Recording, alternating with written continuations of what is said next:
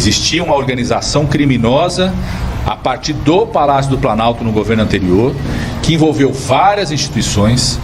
O clima e o ódio semeado durante 4 anos pelo governo anterior contaminou várias instituições civis e militares, e a apuração sobre envolvimento individual em todas as instituições tem que continuar. Cada vez que a Polícia Federal faz uma operação como essa, se revela mais crimes cometidos, traz mais detalhes da cena do crime do que foram os atos criminosos preparatórios para o dia 8 de janeiro, o ato criminoso do dia 8 de janeiro, e infelizmente crimes podem continuar sendo, continuando, mantendo atitudes criminosas, que só essa apuração e a devida punição pode barrar de vez esses criminosos, esclarecer toda a cena do crime. Zé Trovão frita Bolsonaro e detona o ladrão de joias.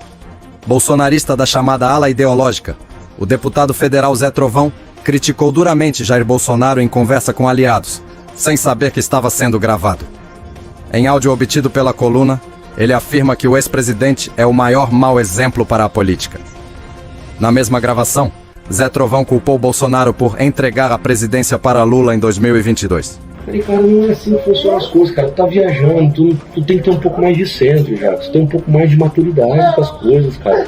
Maturidade é o princípio da vida do homem, cara. Se você fica continuando essa pegada, você fala, não sei o que, você falou mal, você fica falando mal dos candidatos. Eu digo, cara, mas eu tô falando contigo, que é meu assessor, que esse cara, que eu não concordo, que eu não gosto desse cara. Mas quantas vezes eu te falei, olha, cara, eu não gosto do Maurício Peixe, mas infelizmente eu tô com o Maurício Peixe, faz parte do partido, eu tenho que tratar com respeito, cara. Já que sua vida política é isso, cara. Não resolve as coisas no grito e no berro, não, mano. Eu não sou o Bolsonaro, não, velho.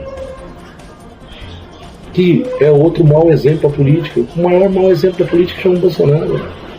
Entregou a presidência da República pro Lula porque foi ele que ele quis desse jeito. Comecei a participar dos encontros dos caras de centro lá, né? Que não tem ninguém de direita, né? De um de outro, de direita.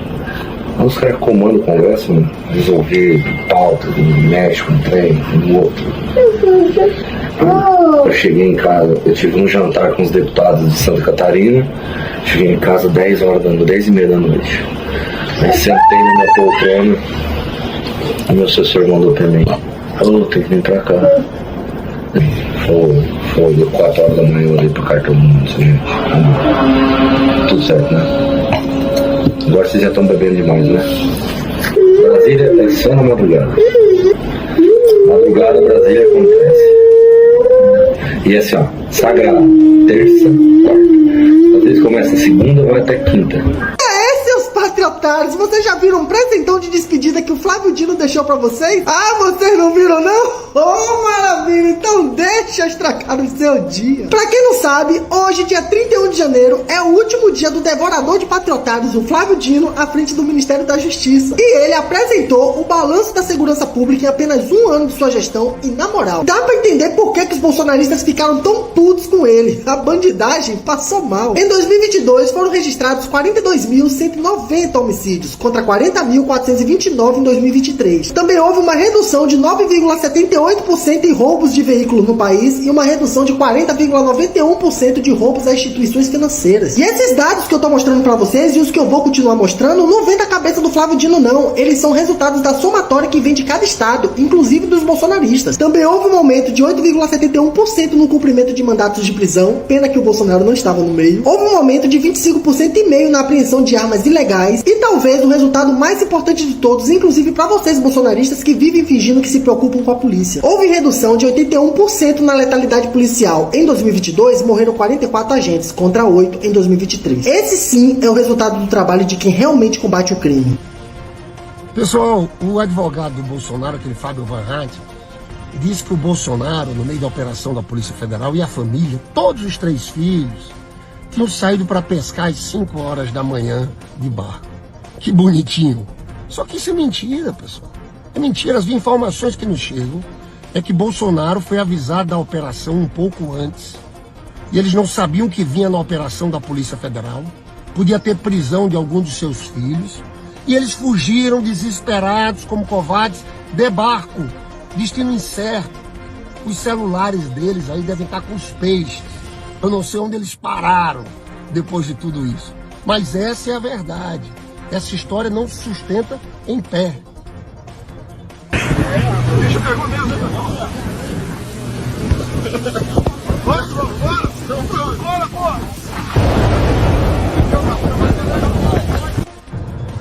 Pessoal, o advogado do Bolsonaro, aquele Fábio Van Hatten, disse que o Bolsonaro, no meio da operação da Polícia Federal, e a família, todos os 3 filhos, tinham saído para pescar às 5 horas da manhã de barco.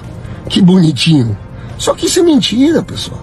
É mentira. As informações que nos chegam é que Bolsonaro foi avisado da operação um pouco antes. E eles não sabiam que vinha na operação da Polícia Federal. Podia ter prisão de algum dos seus filhos. E eles fugiram desesperados, como covardes, de barco. Destino incerto. Os celulares deles aí devem estar com os peixes. Eu não sei onde eles pararam depois de tudo isso. Mas essa é a verdade. Essa história não se sustenta em pé. Gente, Alexandre de Moraes resolveu abrir a boca e a coisa ficou feia. Dá uma espiadinha aí, mas antes já me conta, Alexandre de Moraes te representa como ministro? O fortalecimento da democracia não permite confundirmos paz e união com impunidade, apaziguamento ou esquecimento. Não permite. Impunidade não representa paz nem união.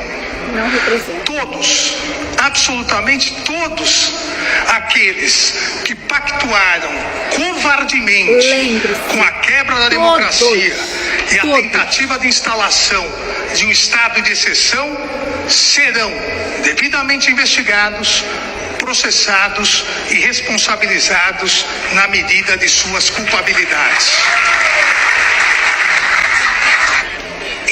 Seus patriotários, quer dizer que agora a Polícia Federal está proibida de investigar a família Bolsonaro, porque senão vocês ficam dando chilique na internet. Ah, vocês não sabem do que eu tô falando, não? Oh, maravilha, então deixa eu estragar o seu dia. Como vocês devem saber, a gente fica falando tanto que a família Bolsonaro não faz nada, que eles levaram a sério e foram nadar para não serem pegos pela polícia em casa. E quem foi que ficou indignado com isso? Os Bolsonaros? Não, os puxa-saco deles, em especial o Silas Malafaia. Ele teve a cara de pau de fazer a seguinte postagem: a operação da PF no dia de hoje, porque tentaram ofuscar a live de ontem da família Bolsonaro, que foi um tremendo sucesso, enquanto que Lula e seus seguidores não arrumam nada nas redes sociais. Covardes. Gente, isso aqui é uma palhaçada, né? Operação da Polícia Federal para ofuscar a audiência de live só na terra plana dos bolsonaristas mesmo. Toda operação da PF no país, além de ter que ter embasamento técnico, é decidida dias antes de acontecer. Nenhum juiz pode sair por aí dando ordens de busca e apreensão sem indícios em desfavor do investigado, porque senão a operação se torna ilegal e as provas obtidas são descartadas. O mais provável é que essa decisão tenha sido tomada semanas atrás e alguém da PF vazou essa informação para os bolsonaros, que fizeram uma live um dia antes da operação como cortina de fumaça. Então, Malafaia, o mais provável é que seja justamente o contrário do que você está falando. A live de ontem só aconteceu para que os bolsonaristas pudessem ofuscar a operação de hoje, e você estaria fazendo muito bem a sua parte. Gente, Bolsonaro acaba de ser traído. Por essa ele não esperava, gente. Dá uma espiadinha no vídeo a seguir e, se puder, já deixa a sua risada. Quem é mais difícil no trato, Lula ou... 1000 vezes o Bolsonaro. Lula não.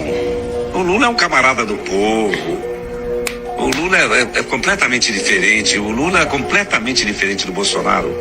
Completamente diferente. E é um fenômeno também, porque chegar onde ele chegou. Primeiro, que o Lula tem muito prestígio. O Lula tem prestígio. Popularidade. Fala sério, gente. Por essa, o tio Bozo não esperava.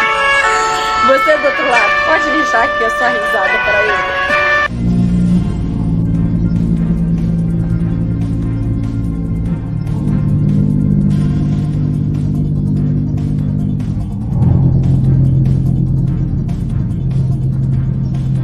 Dia, o governo Lula fechou 230 bilhões de déficit.